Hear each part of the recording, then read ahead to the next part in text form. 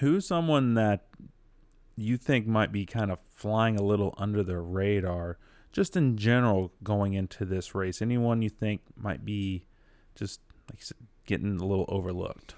Christopher Bell. Yep. If you go to our race guide, he's one of our green flags. I talked about him earlier. Just that relationship with the pit boss is going to be very, very key. And I think they've been able to really get on the same page. We saw early with his win at the Daytona Road Course.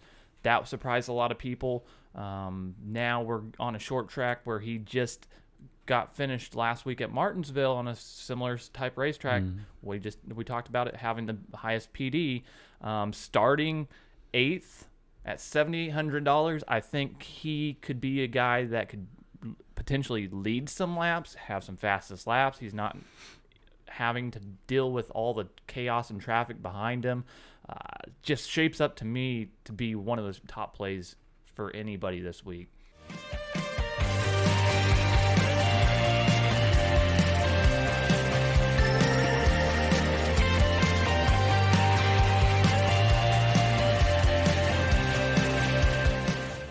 Man, so close. Last week was almost a huge week for us. We were on the edge of just pure awesomeness. You were sitting there multiple times in the top 5 of the major $15 GPP contest. And every time I'd hit refresh, you were bouncing between like second, third, first at one point, sitting on $40,000, and then kind of things fell apart. The race ended up having a lot of cautions, and it was a completely different story. Yeah, the first stage it took some time. I had some guys coming from the back, still looking good, and I was above 5K for one lineup. Or a couple lineups were bouncing around, definitely being above the 5K mark. Second stage was looking really good. Early in that third stage, I'm like, oh man, this could be a real nice day. And then it fell apart with a loose wheel from Alex Bowman. Yeah, Alex Bowman unfortunately had that issue, but I think really what was key is the Ryan Blaney exposure and him leading 157 laps, and he led him pretty early, and at the end of the race, unfortunately, it didn't pan out quite as well for him. But yeah, Alex Bowman. Well, he was the one that was really the cornerstone, because my approach in Martinsville was there was a lot of guys up top that I like, so I didn't go super heavy on guys above 10K. I think I had like 5 lineups in my main contest of Hamlin. I'm thankful that I had that many because I wasn't as high on Hamlin going into it. But most of the Hamlin lineups that you had to have, I mean, he led almost half the laps. Most of them had Alex Bowman in there. So then that went down, and then he comes out starting to make up ground. I'm like, maybe I'll salvage a decent day. And then the big one at Martinsville that we all come to expect. I mean, what the heck? Yeah, and then from there was just cautions after caution after caution, and it just reminded me of what Darrell Waltrip would always say: cautions breed cautions. I mean, and it really was the reality of the race on Sunday, and it just never really panned out. You saw so many guys kind of wreck out that the guys at the bottom of the DraftKings player pool were relevant. Yeah, way more relevant than they should have been. That's for sure. The other one that really stung, and I feel bad for this guy's season so far, Corey LaJoie. He drove up to, it wasn't crazy strategy, a little fluky up there. He drove up to, I think, as high as 11th. I mean, he was passing fast cars, doing a phenomenal job. Comes into the pits, getting ready to leave, and I believe it was Tyler Reddick came in for his pit. I don't know if it was any mistake on either driver, just one of those things. Ripped his front bumper off, took his radiator out, end of the day, and that plus the Bowman thing, that pretty much killed me. But man, was it a fun race. Even though I was hoping that it would not get rained out on Saturday like it did. I was really looking forward to a night race, but overall, man, I love Martinsville. Short track racing it's awesome. And the guys that in the back ended up surviving. We go back and look at our our slate review that we always put out. Christopher Bell had the best place differential. That you can see that the Toyotas have gotten something going correctly. It seems like already. What are your thoughts? How are you seeing how things are shaping up with Denny Hamlin's consistency, Martin Truex with 2 wins now, Christopher Bell getting the best PD out of anybody this past week? What do you think is the answer there? Why they're performing so well? I don't remember if I said it last week or if it was the week before, but recently we had a similar discussion, and it's crazy, but Kyle Busch is the worst driver right now, performance-wise, on Joe Gibbs Racing, and he's a 2-time champion.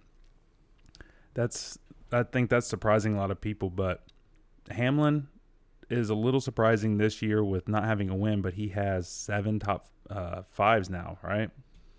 Phenomenal. I think he has the fastest overall average lap time out of all these different tracks. Consistency is what we've come to expect from that team so far this year. And it's only a matter of time before he really breaks. I mean, last week was a breakout race. He didn't win, but you had to have him if you're doing any DraftKings lineups, you had to have him. Truex is surprising me. I thought he would have multiple wins this year, but I thought they'd be a little bit more spaced out. The first 2-time winner so far this year. Broke the streak of new winner every race, so that kind of sucks. I wanted to see where that would go, but hey, still a long ways to go. And yeah, Christopher Bell. I think a big part of Christopher Bell is he's a phenomenal talent. He's in some of the best equipment, and he's also got Adam Stevens, the crew chief for Kyle Busch last year, or in all these other years, 2-time champion himself. That's a really good combo for that young driver and that young new team. Joe Gibbs as an organization is going to be a big-time threat this year in the playoffs, I think. I want to say this while I'm thinking about it. You alluded to Adam Stevens being there for Christopher Bell now. Kyle Busch won here at Richmond, where we're going this week, twice, and his crew chief, Adam Stevens. There's so many things that you can look at that link up all of this stuff that is making the talent level of Christopher Bell really rise to the top, I think. And you alluded to also something I wanted to touch on, Denny Hamlin. You mentioned how much he dominated. He had 276 laps that he led last week. So technically he led over half the laps, yeah. And that's huge. Whenever you're looking at it, any angle from NASCAR, DraftKings, he dominated every single aspect about that race because he had the fastest laps. He dominated that. He dominated the laps led. He had 105.45 total performance points. Mm-hmm. Absolutely insane. The driver ratings out off the charts. You look at it.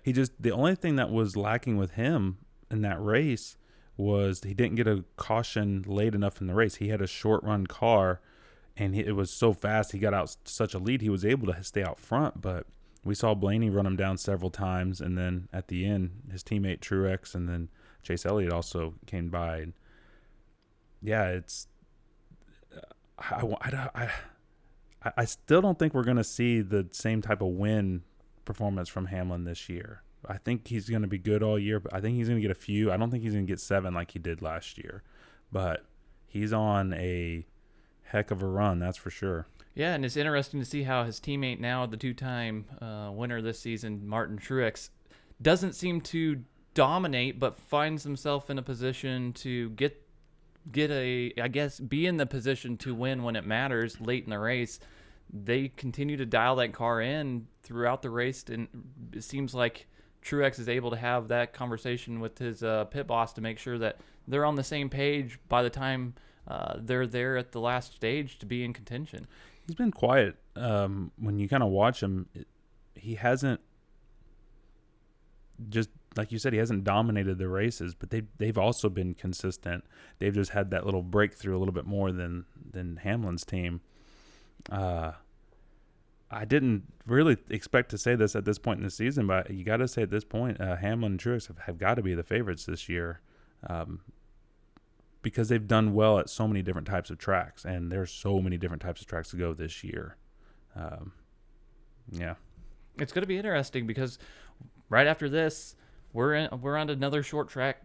It's 3/4 of a mile, so it's a little bit longer, a little bit wider. That's Richmond. It's going to be interesting with the performance that these guys have had. Are they going to be able to keep that consistency throughout the season because it is a long season? How are the Hendrick cars that we haven't talked about as much and their speed? How does that factor into things? Because I'm looking at Penske, and it looks like those guys have got things dialed in as well. They haven't got some of the finishes that the Gibbs cars have had, but they've been there. They dominated in portions of races. We saw Ryan Blaney early do what he did. There's quite a few cars that these drivers are now, we're looking at it and trying to find the parity and who's really going to rise to the top when it matters. It's so close between Gibbs, Penske, and Hendrick this year. Up to this point in the season, 3 of the Gibbs cars, so not Kyle Busch, has been phenomenal. Penske has shown speed and some pretty good consistency. Not as much consistency as Gibbs. Logano's had some races where he's fallen back. Brad's had some bad races, but they have all been fast and had good races. And then Hendrick. Larson has been really, really good. Seems to have a little trouble with those long run speeds. Cost him a race in Atlanta, but he's been the fastest. He's got the fastest laps out of anybody so far this year. He's averaging almost 32.3. The next guy would be 25, and that's Truex. That's per race. He's been really quick, been really strong. Byron he's been really statistically the second best guy behind Larson for Hendrick. Let's look at this. He's got 6 top 10s out of 8 races, 2 top 5s and a win. I'd say if we were giving out awards, would you put him as the most improved driver so far this year? I think we would have to. We expected what we've gotten out from Larson, just because of the equipment boost that he's gotten. We knew he had the talent. We've known William Byron's had the talent too, but I think just because he needed the experience. Yeah, and this year, I think we alluded to it in some of our preseason stuff, how we expected to kind of see this step and to actually see it come to life and him performing weekly at a level that is very, very high, that he's outperforming, like you said, even Chase in a lot of categories. Very, very surprising. But is it? We kind of thought that this could be a year for him to take a big stride, and so far it's really panned out. Yeah, because his problem was not always getting up front. He was getting up front in the years past. He would even lead laps. His problem is he'd either get into someone's trouble, get in trouble himself, get in someone else's trouble, or just drift back towards the end of the race, and he wouldn't have the best finishes. But now he's getting those finishes, and he's, for the most part, staying out of trouble. I don't have the stats in front. I don't know if he has any DNFs this year so far. He's had some good races. Elliott has one more top 5 than Byron. He's got 3, which is still pretty good, but he's only got 4 top 10s. He's struggled a lot more. But I think that team is starting to click. They finished second at Martinsville. They didn't lead any laps. They were not optimal for DraftKings, but not a terrible play.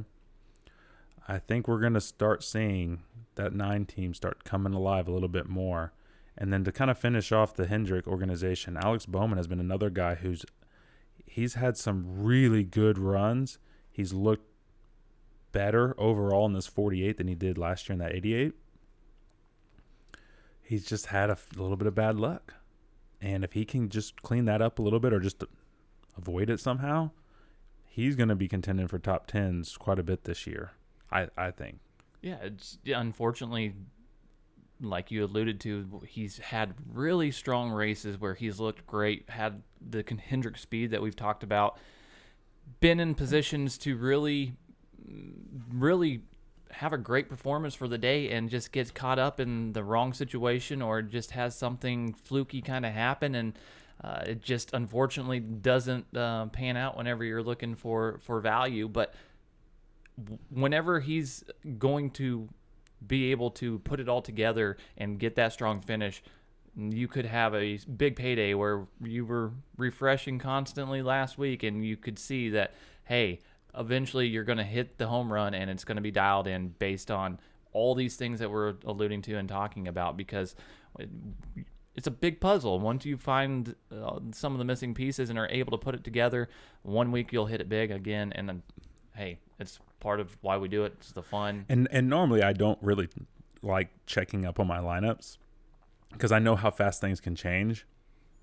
But I've gotten better at just knowing, like, hey, don't try to cash your checks before the check even gets to your door, you know? Like with NASCAR, it's not like other sports where, you know, you gain a lot of points and you're not going to really lose any. You could be doing really well, wreck, you know, go to the back of the field. You're not optimal anymore. So I don't pay attention too much, but yet last week was fun. It was exciting. And it's Martinsville, so I knew it was, things can get a little wild. I didn't expect the big one, though. That one surprised the heck out of me. Well, that's why we do it. It's fun. It's entertaining. It adds an extra element to when we're just sitting around watching NASCAR. You do have that opportunity to just hit refresh, and just adds that added excitement to the mix, and I enjoy that. So that's why we're here. So we didn't really say too much about Penske. So I want to ask you, out of those three, I know who statistically is the best, but who do you think has been the best Penske driver so far this year? Just what do your eyes tell you? My eyes tell me Joey Logano has a win. He's been sitting there with 3 top 5s. He's a guy that I find sometimes falls and fades later in the race, which is very difficult for me to trust. Brad Keselowski can manhandle the wheel and can just get every bit out of a race car, but finds himself in weird situations sometimes. And then Ryan Blaney, another guy that has the win from that organization, and somebody that, whenever you look at the numbers, continues to be able to get consistent finishes, but there are some tracks that he isn't the greatest at, or just has trouble. So I think basically based on all of that, I would have to say Joey Logano overall. Just consistency is who I would pick if I had to pick one of those 3. Yeah, I can't. I'd like to disagree with you, but I would agree with that. Everything you just said. I mean, I do think Blaney has made a lot of improvements this year. And he was pretty good last year too, but I'm seeing a little bit more consistency, and he also seems to be a little bit calmer. And I think doing the Xfinity broadcast has also been helping him too. He seems to run really well. He got the win after, I forget which track it was, wherever he got his win at.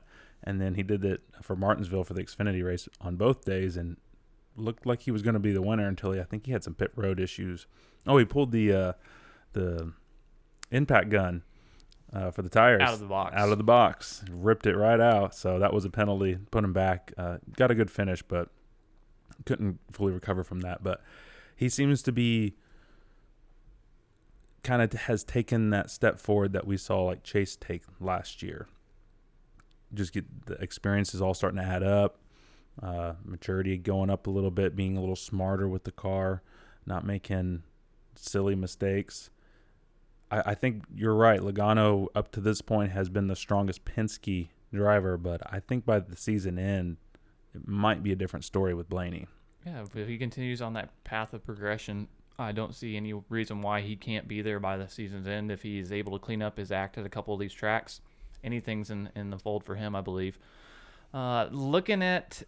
Let's get to Richmond. Yeah, looking at Richmond, I think it's time to go ahead and have that conversation because it's here, like we were talking about briefly just a few minutes ago.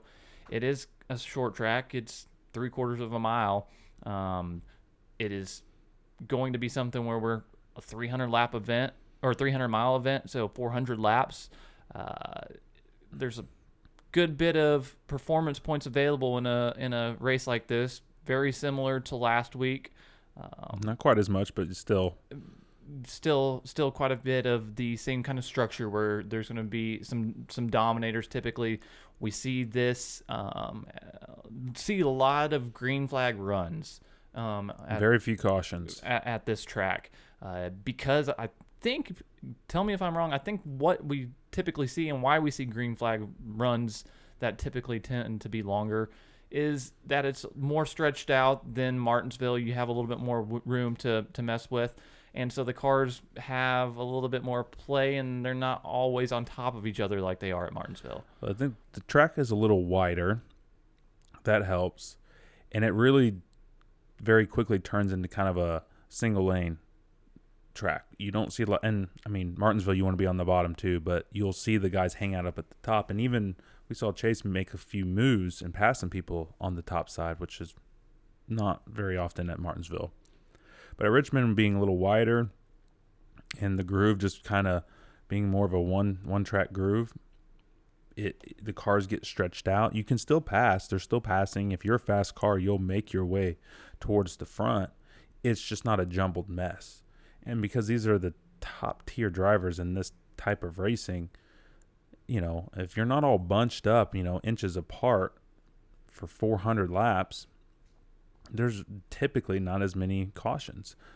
You'll see a few guys wreck here and there, but if a guy has a bad finish here, usually it's because equipment malfunctions or tire issue or pit road issue. It's not usually getting taken out or taking yourself out. And strategy is key because we do have these long green flag runs that why we were alluding to the relationship with the pit boss is key, because whenever you're doing or have these races that have the long green flag runs, you get the tire wear, fuel situations that you have to deal with, and being on the same page whenever you're coming in to make any minor adjustments, major adjustments, all of that has to be considered.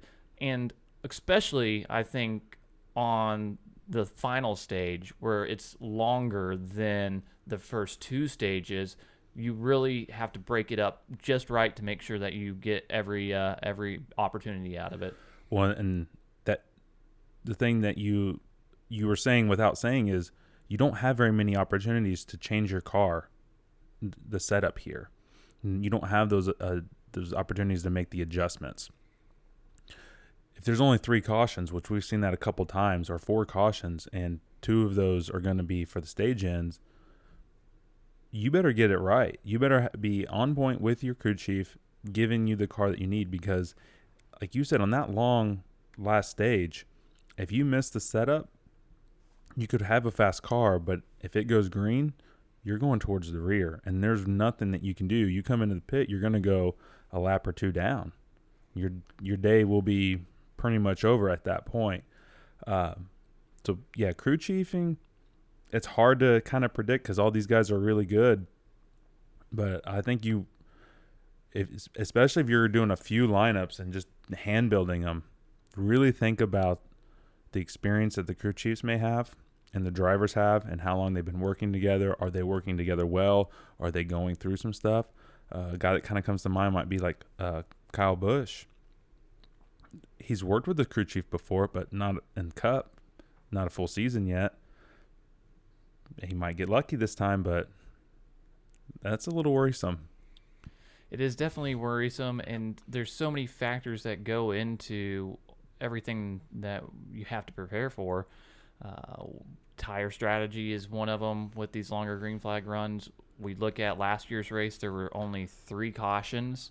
Those were at stage breaks and the competition caution. So there is an opportunity for this to go longer. And one thing that's key whenever these races or these green flag runs are long is it doesn't give the slower cars any opportunity to make up any ground. So you're not going to have a Josh Bilicki or any of those guys that had some PD have an opportunity to pass the cars that are sitting still because they crash. This is probably going to lend itself to finding, hey, there's a cutoff down at the bottom that you really won't want to mess with because there really isn't any point for those guys because they don't have the cars fast enough to get to where they need to be to make value. Yeah, the only thing that would derail that is a big one at Richmond, which doesn't usually happen. But I wanted to kind of point this out.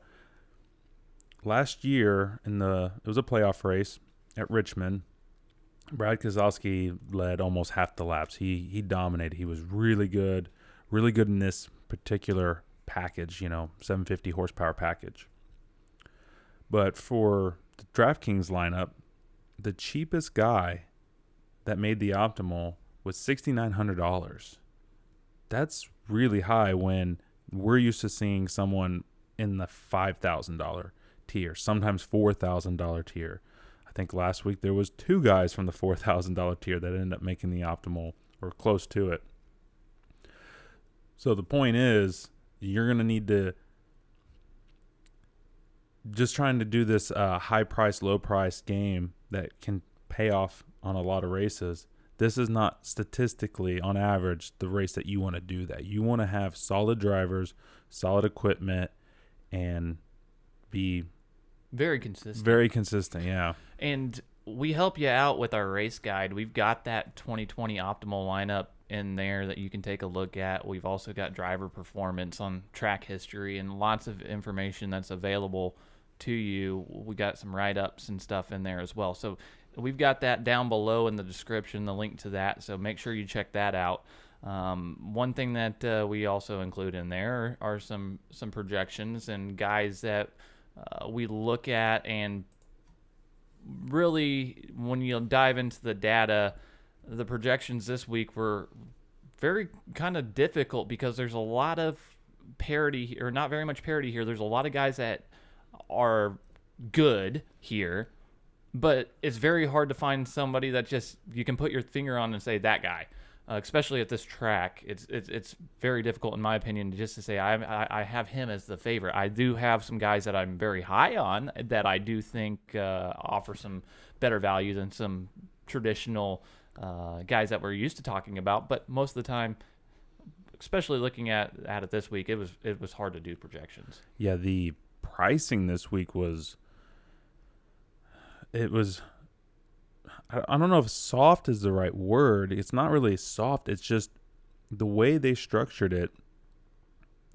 Guys they can easily achieve a comfortable 5x value, which is you need guys that are going to get over that, but that's sort of like the marker. That's kind of your minimum that you're shooting for. You want guys that you say, okay, these guys can get over 5x, maybe 6.5 onward. Yeah, we had more guys this week project out to easily hitting a 5x value than I have ever projected anyone in years past. And that's a lot. That it's hard to be able to find a few guys that have the potential, let alone as many as we did, which with the structure that we're about to partake in, with the strategy needed to build these lineups, we could really find some ways to be different this week, I think. Yeah, and you don't have to necessarily have 2 guys over 10K. You didn't need it last week, or this race last year. You just needed 1, and it was Brad now. Will we see another 200-lap leader? It happens. It gets pretty close, so we will go really into more depth about that in the race day rundown with some of these other higher price guys. Who's someone that you think might be kind of flying a little under the radar just in general going into this race? Anyone you think might be just, like you said, getting a little overlooked? Well, I kind of mentioned him earlier, but I think it's a good opportunity to talk about him a little bit more. Christopher Bell. Yep. If you go to our race guide, he's one of our green flags. I talked about him earlier. Just that relationship with the pit boss is going to be very, very key, and I think they've been able to really get on the same page. We saw early with his win at the Daytona Road Course. That surprised a lot of people. Now we're on a short track where he just got finished last week at Martinsville on a similar type racetrack. We talked about it having the highest PD. Starting 8th at $7,800, I think he could be a guy that could potentially lead some laps, have some fastest laps. He's not having to deal with all the chaos and traffic behind him. Just shapes up to me to be one of those top plays for anybody this week. Oh, completely agree. Very comfortable pricing.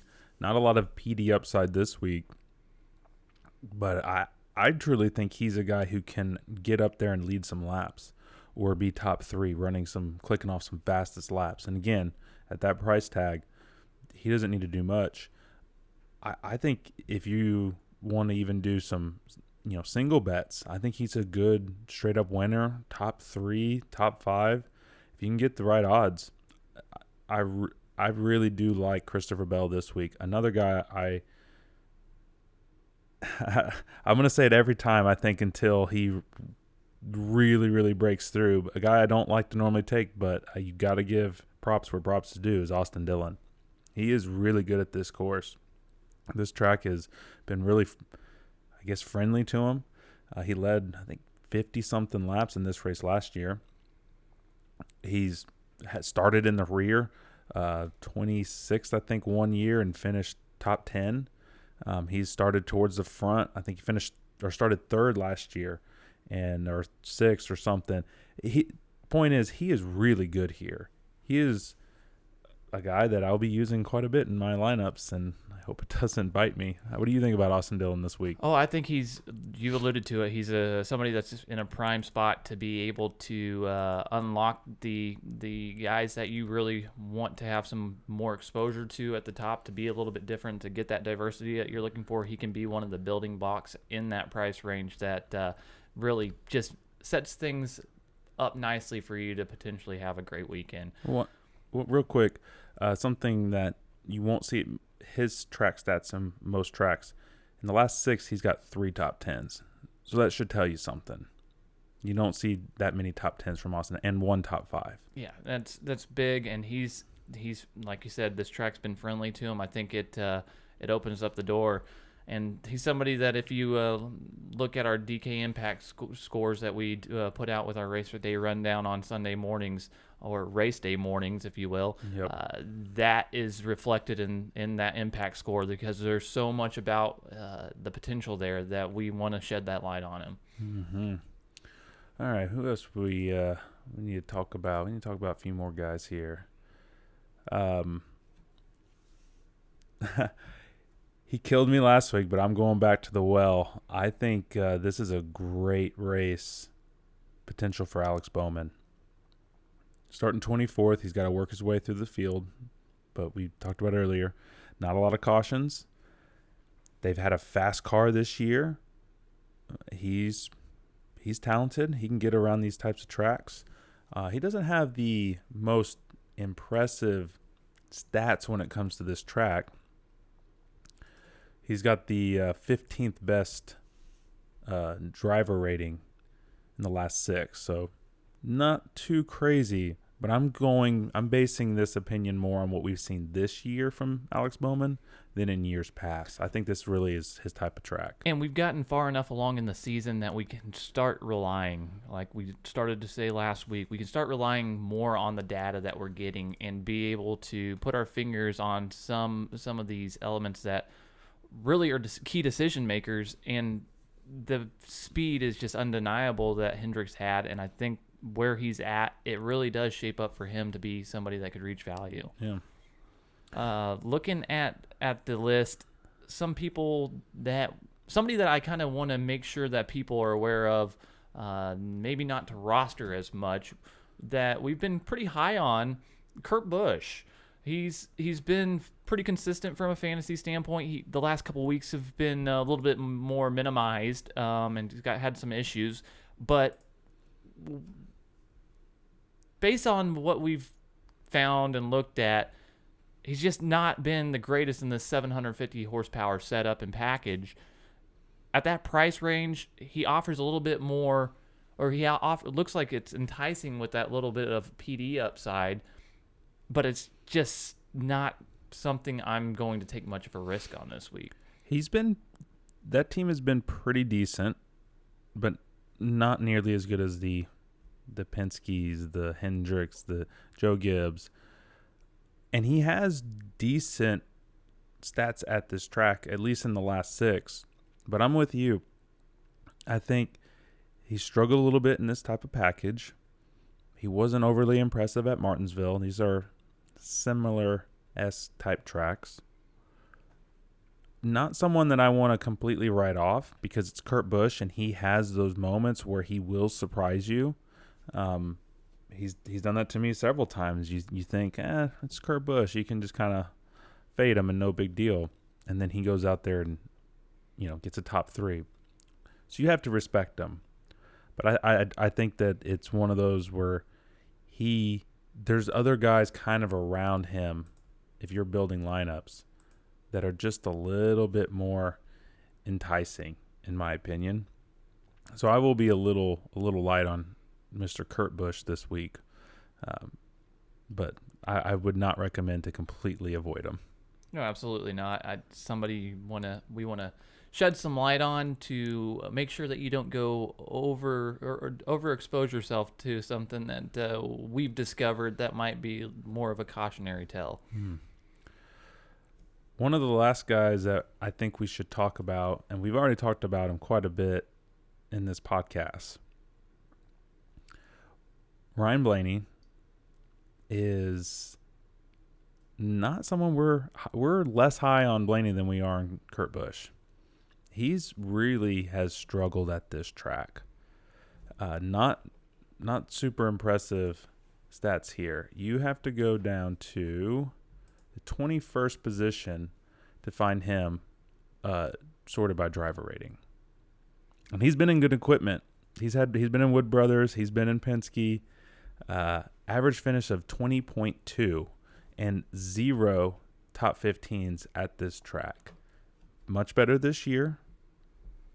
Won't be overly surprised if he kind of breaks through and finally has a good run here. But right now the stats don't back that up. Yeah, there's so much stuff that we have to take into consideration and things that we discuss all week to make these decisions. And as you alluded to, he's been so fast and pretty consistent through the season. So why is he our red flag? Well, just because of so many things that have transpired here at this track and the way that this race is ran and all the different elements and factors that go into it, it's hard to pick somebody of his talent and level and say, hey, we want to or say stay away almost. I want to have a little bit of exposure, but it's just so difficult when you look at everything that we've gone through statistics wise to really feel confident in it. One of the things I wanted to ask you, we haven't really done this before. Let's see where we at. Let's see. Here we are. Who are some of your personal overall favorites?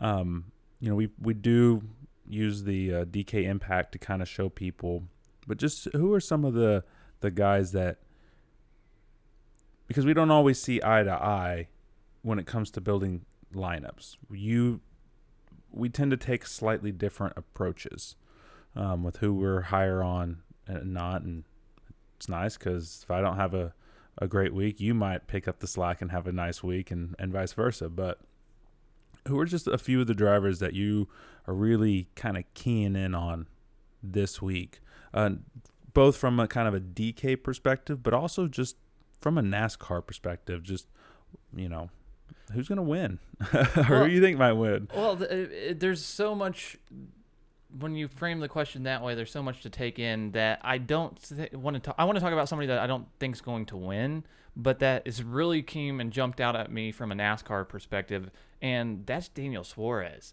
Yep. So surprising to see what that team has been able to do so early in the season, and he showed up again last week, albeit kind of strategy, but he led some laps and he was fast and he had a lot of performance points. Very, very surprising. But again, he's somebody that is not ever going to be at this point early in the season over that $7,000 price range, and can be the bottom dollar guy again. That opens up so much of the rest of the lineup that he could really be a beneficial guy again. And just seeing how well he's performed is really exciting for me to see that early success. They need it. It's hard to really have that success in NASCAR as early as they've had it. And if they're able to maintain it, I'm so excited to see what ultimately ends up playing out. Would you say they've for sure have exceeded your expectations? Absolutely. And they've exceeded mine. Have they, in your eyes, outperformed 2311 Racing so far this year? So far, surprisingly, I believe that they have. Is it going to remain as consistent throughout the long term of the season? I don't know. I think there's more money being pumped into the Toyota racing development team than what they've got over there. So over the longevity of the season, I don't know at the end if we're having the same conversation. But right now, I'm just thoroughly surprised to see how it's been, how they've been able to get so much out of that team. It's been fun to watch. He's a little lower than Bubba Wallace on driver rating, but he does have an average finish, 20.9 versus 21, so they're basically the same. But he has better finishes. He's got a top 5. He's got 2 top 15s. That's something we haven't really seen out of Bubba Wallace this year in that we team. thought Bubba Wallace was a top 15-ish car, 15 to 20, and he's been there. But I was really thinking that Daniel Suarez would have a car that would be a lot further back than that P20 spot that he's been averaging at. I'm going to have to check this when we get off because I find this hard to believe, but it should be correct. Bubba Wallace does not have any top 15s yet this year. I know he's really starting 15th due to the algorithm, but yeah, this is saying that he doesn't. He's got 4 top 20s, but that is a little surprising if that is, in fact, accurate. Wow. Well, that's a good little nugget to end on, I think. Yeah. All right, man. So you're going in with that guy. I just want to say one little thing. If you were to ask me the same question and I didn't pick a top-tier guy, I think my surprise pick is a little more expensive, a little bit better equipment, but would be William Byron. Yeah, he's been great. He's starting 4th. I think he could be one of those guys that gets a little overlooked from the DraftKings perspective. And he dominated Homestead. This is a track that he could do that out as well. So I think William Byron is a nice little sneaky play for your lineups and maybe some singles as well. I could definitely get on board with that. That's for sure. Yeah. All right. Anything else you want to say, man? I think I've said about enough. I think make sure to check out the race day rundown. We're going to go into a lot more specifics regarding some of these drivers that we haven't talked about. It's a great opportunity to go down below in the description and take a look at the race guide. It's something that we work hard on and adds a visual element to all the mouth moving that we've got going on right now. Yeah. So that's something I think that would be beneficial for the people that listen this far. We also include what we call our garage thoughts, our kind of our stats page. We include that in our Patreon as well, because sometimes you do need to just look at the numbers yourself. So if you're that type of person, we include that. But man, I'm excited for Richmond. I hope everyone is as excited as we are, and I'm just thankful that if you're still watching at this point, thank you, man. That's awesome. Yeah, we want your involvement, so leave some comments below. Make sure you go ahead and like and subscribe. The subscriptions help us out and helps get a following for us. Tag your friends. Tweet, do something that allows us to have that conversation and engagement. We love it. We want to look forward to hearing what you have to say. Yep. All right, man. Let's get to it. Absolutely. I'm excited to get the show on the road.